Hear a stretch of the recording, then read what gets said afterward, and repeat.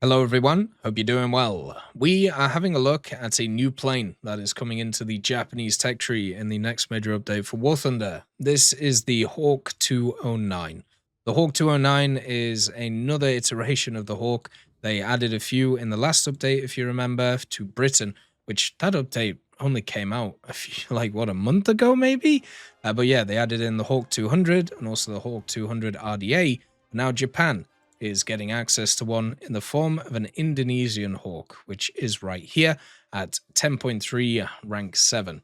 Now, what's kind of sad about this area of the tech tree, they removed the AV8S Matador and also the F40J recently. So they're obviously trying to push people to buy this thing, and it's not fantastic. The Hawk was generally designed for export, so it's nice to see an exported version of it, but the one that we have, I don't think is really going to work very well in the game for a variety of different reasons that we'll get into.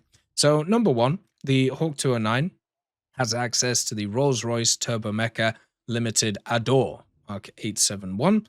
Has decent thrust. This is a strike aircraft, so it's not an afterburning engine.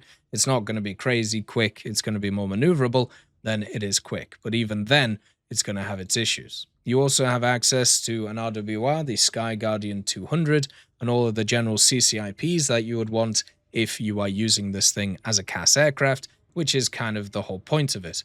What's different between this vehicle and the other Hawks is its armament. You can see here it has a protruding gun out of the bottom of it, which is a 30mm ADEN Mark IV cannon. This has 120 rounds attached to it, which is nice for the vehicle, even though it is going to be a little bit rough on the aerodynamics of the plane, since it is absolutely huge.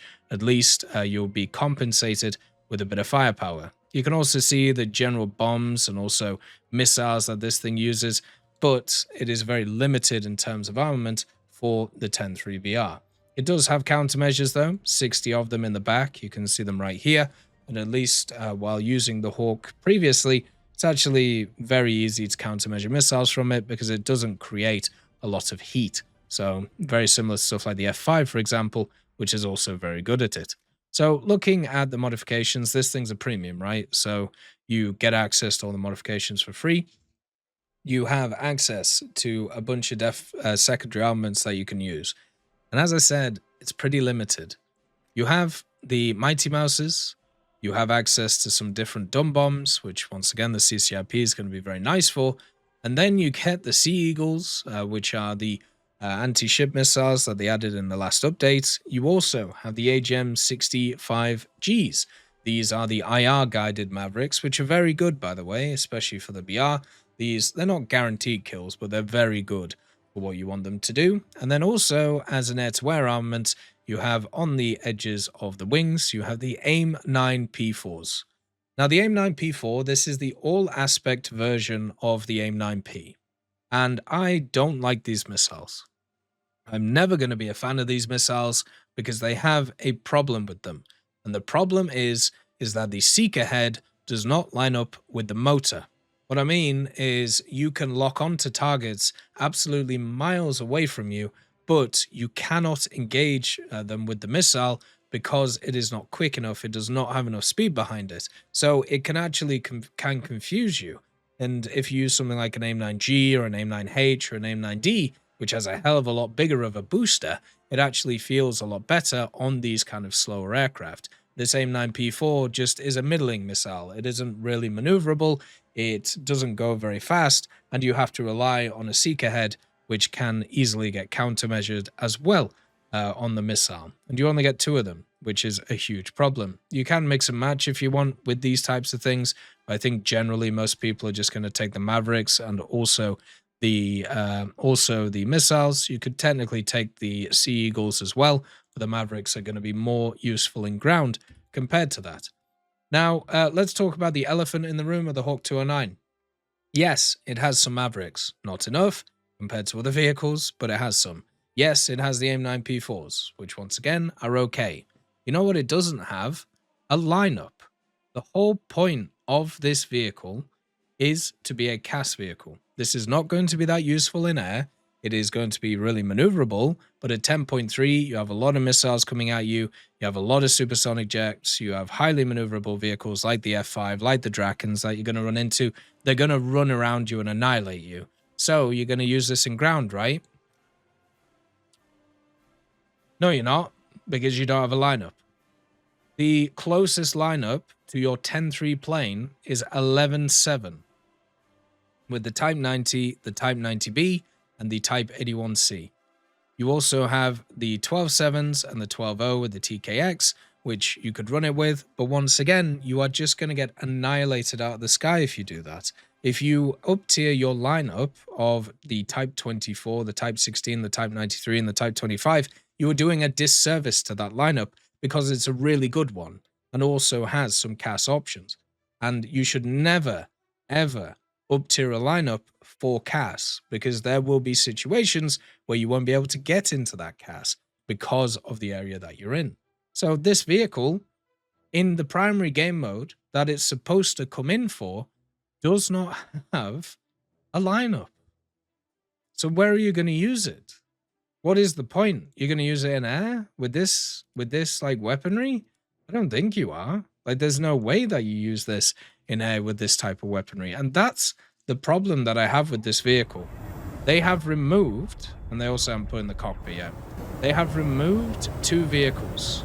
They have removed the F4EJ, they've removed the AV8S Matador. They've also, at the same time, removed the T2 early in the past. They've removed all of these things to try and force you to either buy the F2 or buy this thing if you want to grind out the tech tree effectively. But this vehicle, it just won't grind it out effectively, because you use it in the game mode that it's supposed to be used in, and you only get two kind of shots with the Maverick, right? You can only literally just fire like this, and that's it. There you go. All right, you go back to base now. Because that's all you can do. Countermeasure a bunch and then go back to base. Or you can use the 30mm, which is okay, but not as good as other guns at this. You could dogfight, maybe go after, like different things. Maybe you could do that, like go after helicopters or something. But generally, you're not doing much with this vehicle. And then in air, you're just going to get hunted down like a dog. You aren't going to be able to do anything, even if you lower your fuel amount, because things reset on you. I have played a lot of these types of vehicles. The Su-25 or when I played it, was in a fantastic position. Not as good anymore. Same with stuff like the A10. There are matchups which work for it against vehicles that don't have countermeasures. You also have stuff like the Alpha Jet TH, which is probably the closest to this vehicle. And guess what? That vehicle gets mauled when it comes to games. It's impossible to grind that thing, and it's because of the fact that you have the AIM-9 P4s on a slow platform which people can continually reset on you over and over and over again. It's painful. It really is painful. And unfortunately, I feel like the Hawk is going to be exactly the same way. As always, I hope you have a wonderful day. I'll see you next time. I'd just like to thank GMG Smiley, CD Beans, Chieftain Mike, EMN3 Galaxy, Tulio Pontecorvo, Brendan Quinn, Carrion Crow, Gus Irenicus, Pyman, Wartinder, Teddy, Daniel Stanton, Martinez, B. Young, Ozzy Panzer, Alan Hacker, Liam Shear, Opium Prime, Lafouche, Sem Aslan, Uncle Bean, and Derek R. for supporting the channel.